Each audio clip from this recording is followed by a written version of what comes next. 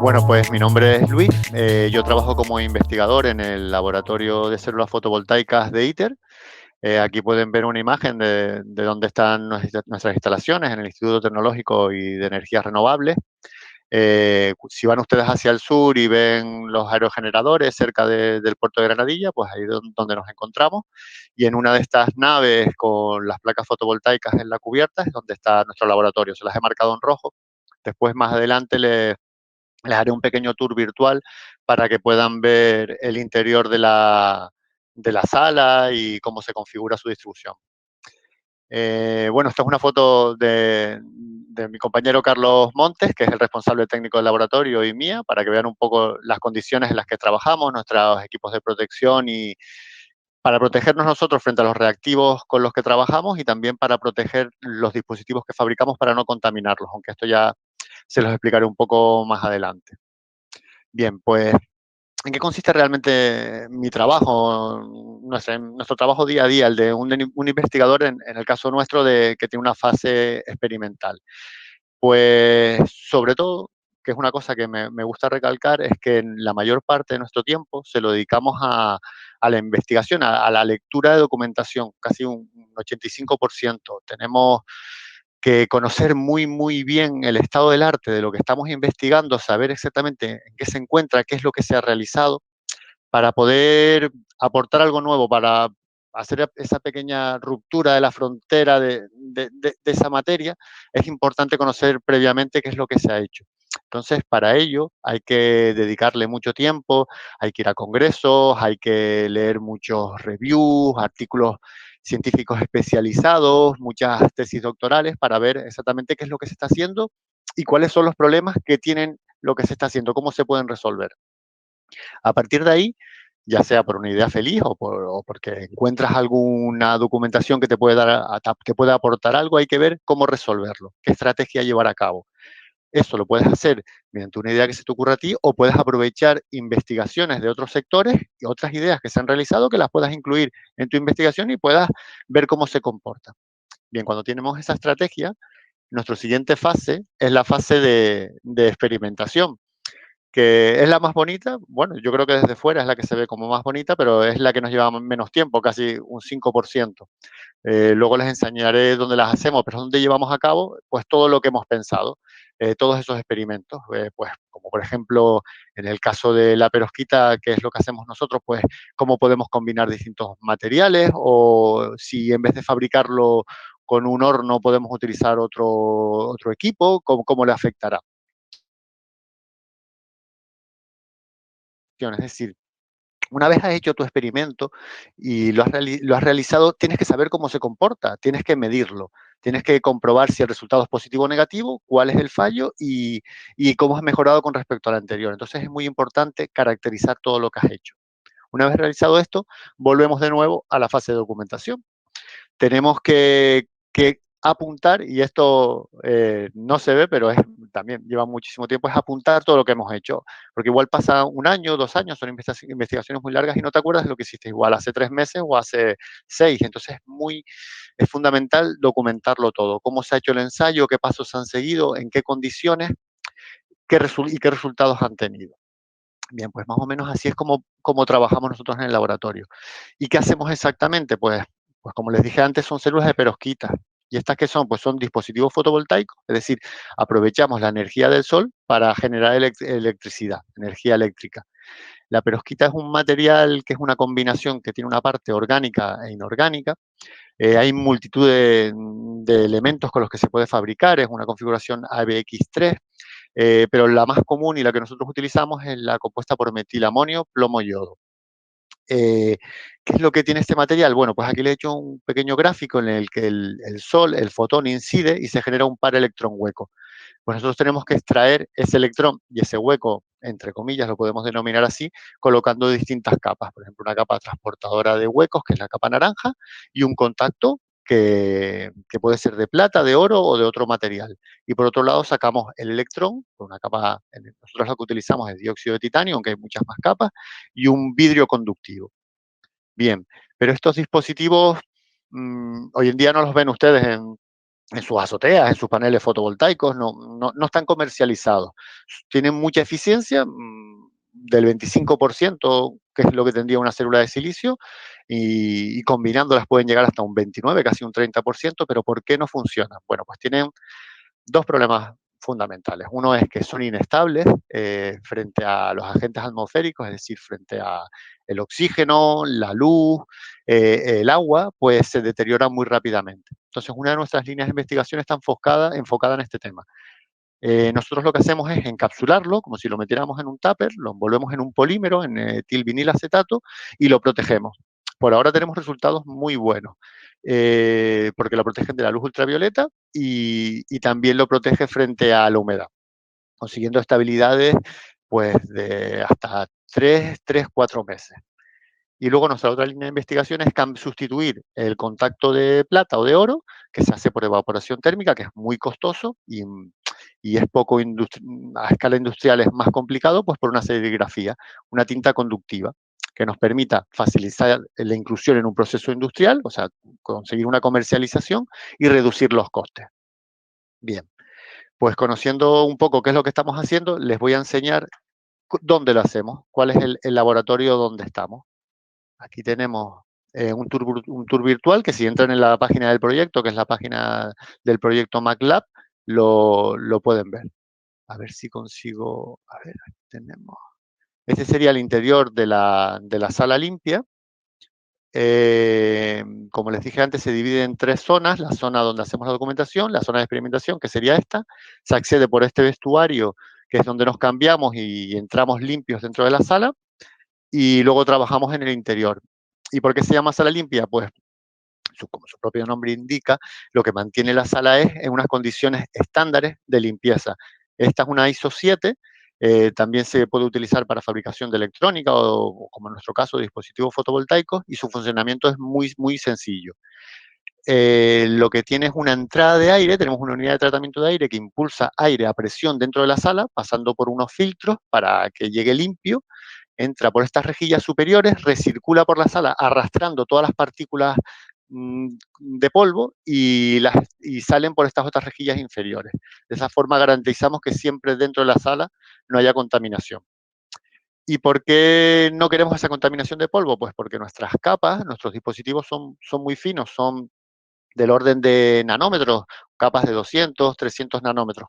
Para que se hagan una idea, un folio más o menos son 300 micras, pues imagínense lo fino que puede ser la capa que estamos depositando. Entonces, una piedra de polvo sería como una roca. Es fundamental evitar esa contaminación. Bueno, ¿y el interior cómo está configurado? Pues está configurado como si fuera el proyecto original era para fabricar células de silicio estándar, entonces es la cadena de montaje de una célula como las que ustedes sí que pueden ver en los paneles que venden el Leroy Merlin o los paneles comunes de silicio. Nosotros lo que lo hemos adaptado para poder fabricar células de perovskita.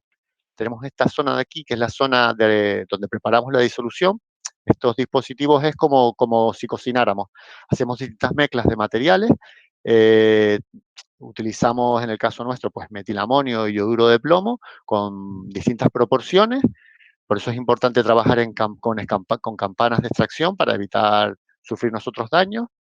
Y después los depositamos en este centrifugador doble gas, que es un equipo muy pequeño, pero es muy importante. Lo que tenemos es, colocamos el sustrato de vidrio, depositamos una gotita del orden de 300 microlitros, porque claro, nuestras capas son muy finas, y lo hacemos girar. Tiene distintos programas, combinamos las velocidades que van desde 2.000 revoluciones por minuto a 6.000. Para que ustedes se hagan una idea, compárenlo con un coche. Un coche cuando conduces vas a 2.500, 3.000 vueltas, pues llegamos a girar mucho más rápido. Esa distribución a distintas velocidades conseguimos una capa uniforme con distintas características, y una vez la tenemos depositada, pues la llevamos al horno, la curamos. Según el material que depositamos, por ejemplo, la perovskita la haríamos en esta estufa, que va a 100, 120 grados, puede alcanzar los 200. Si fueran otros materiales, por ejemplo, el silicio, se utiliza en este horno que va a 1000 grados, o este otro horno que es distintas etapas de curado. Y si es otro material como la capa compacta que les dije antes de dióxido de titanio, pues es un horno que aquí no se ve, pero llega hasta los 500 grados. Una vez tenemos depositadas las capas, pues colocamos los contactos. Para eso tenemos un evaporador que está a punto de llegarnos, o un metalizador que después les voy a enseñar, o esta máquina de serigrafía. que es como cuando ustedes se van a hacer una camiseta en las típicas tiendas, pues es lo mismo, tiene una pantalla por la que deja pasar parte de tinta y parte no, y lo otro, lo característico, que es que nuestras tintas son con materiales conductivos. Hacemos unas mezclas que nos permiten que cuando depositemos ese acabado final sea conductivo. Y bueno, este es el interior de la sala limpia. Si nos vamos fuera, a la sala de caracterización, que es esta otra que tenemos aquí, es donde medimos lo que les comenté antes, donde tenemos los resultados, donde podemos ver si el proceso de fabricación es correcto o no. Sí que hay dos equipos que les quiero contar primero, que aunque estén en esta zona por su contaminación, los tenemos, también son de fabricación, pero los tenemos fuera, que es este láser pulsado, que es, al cortar salen partículas de polvo, entonces no lo podemos tener dentro de la sala. Como lo ven, no está protegido, es un clase 4, luego para trabajar con él tenemos que llevar batas, gafas y protegernos, y lo usamos para hacer cortes muy precisos, del orden de, de micras. Y para eliminar estas capas que les dije antes de 200 nanómetros, pues lo podemos calibrar y solo eliminar una parte de la capa o hacer un dibujo y configurar distintas estructuras para conseguir más eficiencia. Luego tenemos este otro que es un metalizador. Ustedes si entran en el tour virtual pinchando en el punto de información, pues les viene una pequeña característica. De todas formas, si están interesados y quieren saber más o quieren pasarse por el laboratorio, les puedo dejar mi correo electrónico y podemos hacer una visita o probar alguno de los equipos si ustedes los necesitaran. Bien, pues este metalizador que es cedido por el SEGAI de la Universidad de La Laguna, pues nos permite comparar, al depositar contactos con plata, pues podemos ver la diferencia de la eficiencia de un dispositivo con este contacto frente al de nuestras tintas. Luego está muy bien para ver si realmente la eficiencia es óptima o no. Y luego el resto de equipos sí que son de caracterización. Tenemos estos de aquí que son equipos ópticos. Este es un MW, también es un láser como el anterior, pero si se fijan está en una caja. Ya es una clase de protección 1, ya no tenemos que llevar ningún tipo de EPI. Y lo que hace es excitar la capa que hemos fabricado, la capa de perovskita, y luego mide los tiempos de vida de los portadores minoritarios. Que esto parece un poco complejo, pero es muy sencillo. Simplemente le excita con una longitud de onda, se produce una vibración, mide esa vibración y en función del tiempo que dura, que es en el torno de microsegundos, es el tiempo que nosotros tenemos posibilidad de extraer esa electricidad. Luego, cuanto mayor es ese tiempo, más eficiente es el dispositivo. Es una medida muy particular, pero nos puede ayudar a ver si esa capa está bien, porque nos hace un mapeado, si está bien depositada, si es uniforme, si tiene el mismo tiempo de vida en toda la capa, o por el contrario tiene algún defecto.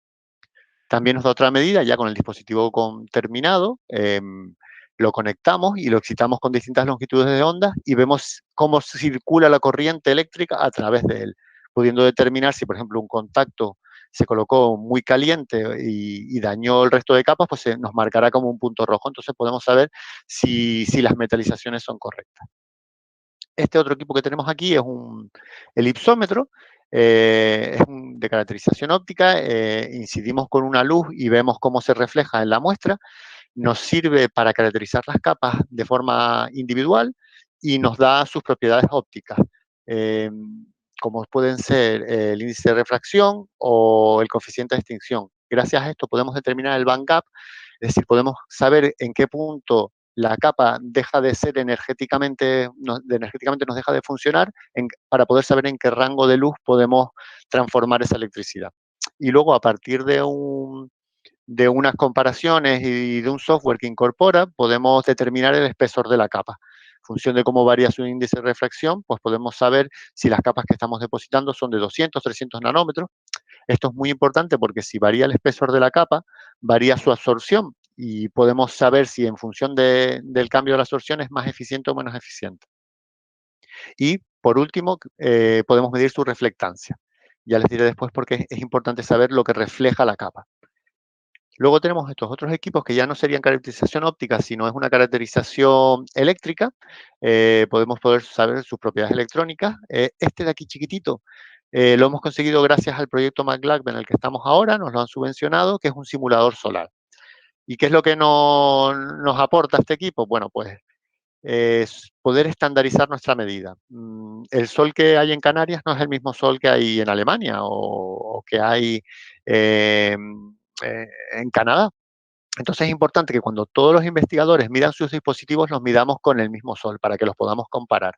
Este sol lo que hace es un espectro de AM1.5, un espectro estándar, y está normalizado. Luego, a partir de él excitamos la muestra y con este otro equipo que es de caracterización de semiconductores, sería como un tester con mucha calidad, medimos la curva UV, la intensidad, la potencia y podemos determinar la tensión. Bueno, yo lo que quiero es que ustedes se queden con el concepto de que hay una caracterización de las propiedades ópticas, que serían estas de aquí, las propiedades eléctricas, que es la eficiencia del dispositivo, que sería la caracterización final en condiciones estándar. Y bueno, me queda poco tiempo, pero sí que les quiero decir estos últimos dos equipos. Este es uno de eficiencia cuántica externa. Podemos medir de la cantidad de luz que incide en la muestra, pues cuántas somos capaces de transformar, es decir, cuántos electrones somos capaces, cuántos fotones somos capaces de convertir en electrones. Y a partir de la reflectancia, de determinar las pérdidas ópticas y de transmisión, pues podemos saber de los absorbidos cuántos somos capaces de transformar, es decir, la eficiencia cuántica externa. Y por último tenemos este otro, que es un sistema óptico. Este lo usamos mucho para colaborar con la universidad para determinar fenómenos de up y down conversion, que tiene dos lámparas que podemos emitir a distintas longitudes de onda y medir en otra longitud de onda. Es decir, podemos visitar, por ejemplo, a 500 nanómetros y ver cómo emite a 600. De esa forma podemos saber si una capa que depositemos transforma la luz de un espectro visible a uno infrarrojo o viceversa, pudiendo aprovechar esas propiedades para mejorar la eficiencia.